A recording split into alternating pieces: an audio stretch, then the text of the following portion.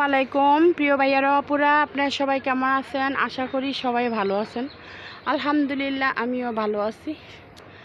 তো কয়েকদিন বেড়াইতে গেছি বাপের বাড়িতে, এসেই দেখি গাছের অবস্থা খুবই খারাপ। গাছে পানি নেই, গোড়ার মধ্যে একদম শুকাইয়া কাটকাটে রয়েছে। তারপর আইসা পানি দিছি, গাছগুলো ধুয়ে দিলাম। তো জানুয়ারি মাসে আম গাছের পরিচর্যা সুন্দরভাবে যদি না করা যায় তাহলে কি আর আমের মুকুল আসে বলুন? তো এসে দেখি ছাদ বাগানে, এসে দেখি আমার আম গাছের একদম ময়লা ধুলাবালি একদম খাইতেছিল। তাই আমি এগুলো সুন্দরভাবে স্প্রে মেশিন দিয়ে দিয়ে দিছি। এই দেখুন কি পরিষ্কার হয়েছে। আর আমের মুকুল এই দেখুন আসার লক্ষণ, এই যে এইগুলো হচ্ছে আমের মুকুল আসার লক্ষণ। তো আমার আম গাছে, প্রতিটা আম গাছে এইগুলো আসছে। আর বড় দুইটা আম গাছে মাশাআল্লাহ দিলে অনেকগুলো আমের মুকুল আসছে, যা বলার মতো নয়। এই দেখুন মাশাআল্লাহ দিলে অনেক মুকুল আসছে।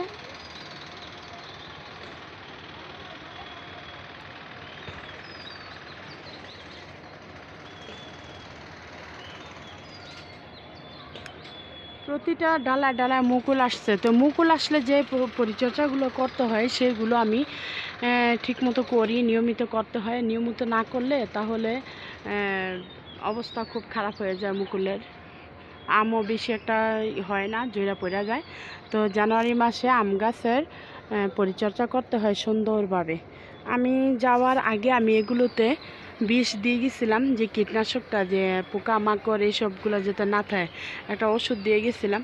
সে ওষুধটাই আম গাছের মুকুলগুলো ধরে রাখছে।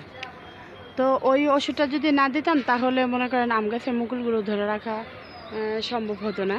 আমি ওই ওষুধটা দিয়ে গেছি বিদায় এখন আমার আম গাছে মাশাআল্লাহ অনেকগুলো মুকুল। তো এখন মুকুল যখন ফুটার সময় হয় তখন ওষুধ দেওয়া ঠিক না। তো এখন আমার মুকুলগুলো ফুটার সময় হয়ে গেছে, দেখুন ফুটতেছে। আপনারা ফলো করলে দেখতে পারবেন যে আমার মুকুলগুলো ফুটার সময় হয়ে গেছে, ফুটতেছে। প্রায় অর্ধেকই ফুটে গেছে, আর কিছু কিছু মুকুল রয়ে গেছে, ওইগুলোও ফুটে যাব। তো এই মুকুলগুলো ফুটার পর যখন নাকি গুটি গুটি আম ধরে, তারপর আবার বোরন সার স্প্রে করে দিবেন।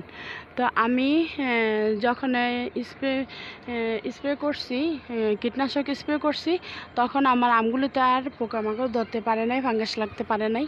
তো কিছু আম ধরছে, মানে এই তিনটাতে আমি ঠিকভাবে পরিচর্যা করতে পারিনি। এই ডালার ভিতরে 3-4টা মুকুল, বড় বড় মুকুলের ছিল, আমি পরিচর্যা করতে পারি নাই বিদায় কিছু অল্প অল্প করছি, আর পুরোপুরি করতে পারি নাই, যেহেতু আমি আমার বোনের শ্বশুরবাড়িতে চলে গেছিলাম বেড়াইতে, তার জন্য করতে পারি না। এই দেখেন মাত্র একটা মুকুলের মধ্যে একটা আম হয়েছে।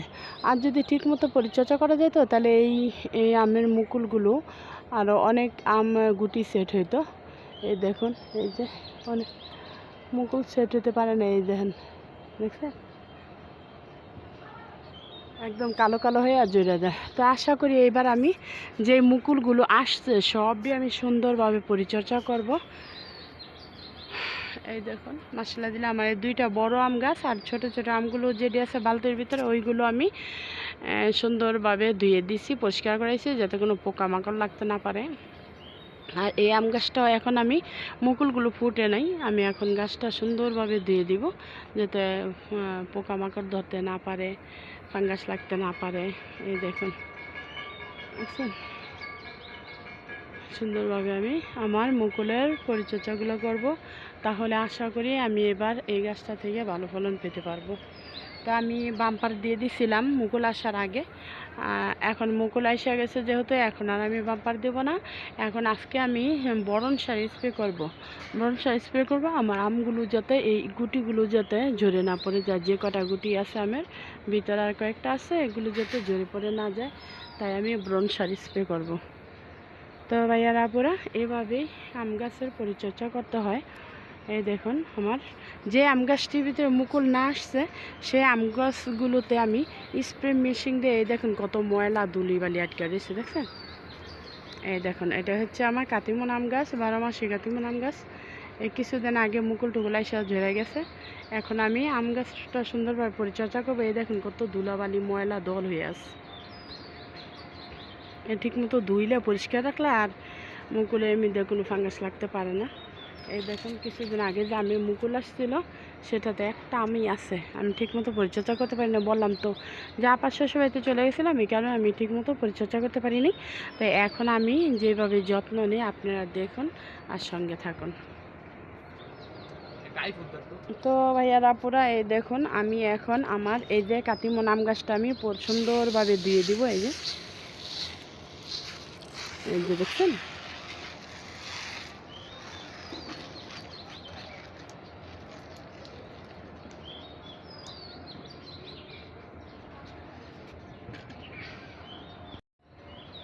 তো আমি এভাবে এই পাতাগুলো এই দেখুন কিভাবে দিয়ে দিতে হয়।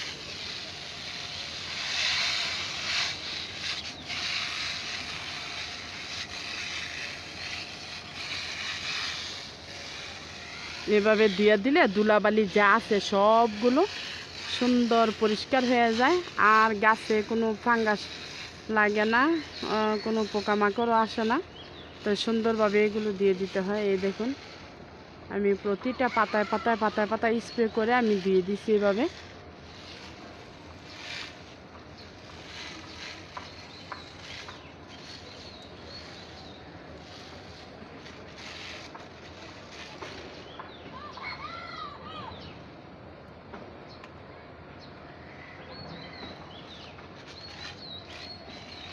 দেখছেন কিভাবে আমি দিয়া পরিষ্কার করে দিলাম।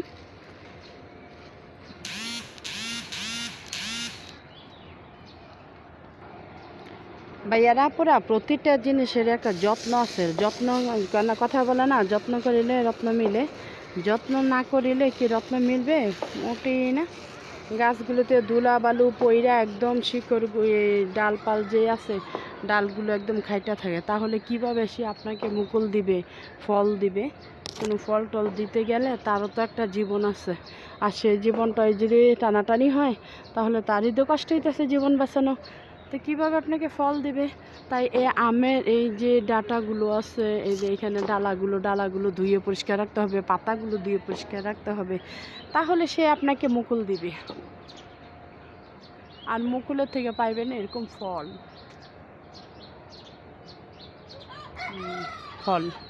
যার কারণে এভাবে পরিষ্কার করে ধুয়ে ধুলাবালু দিয়ে আমি এই স্প্রে মেশিনের মাধ্যমে আমি পরিষ্কারটা করে নেই। আর পরিষ্কারটা করেই মানে আমের ফলন পাই ভালো। তা আপনারা এইভাবে গাছের যত্ন করবেন। এই দেখুন, বুঝছেন?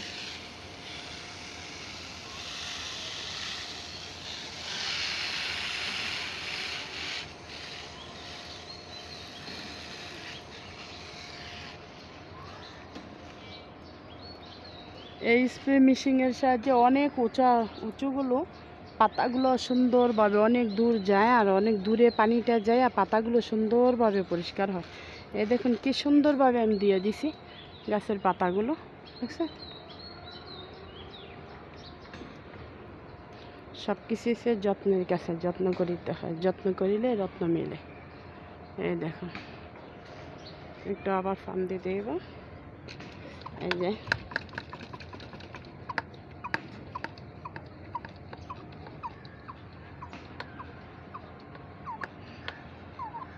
প্রতিটা গাছই ধুলাবালি একদম হয়ে আছে, তাই এইভাবে দিয়ে দিতে হয়।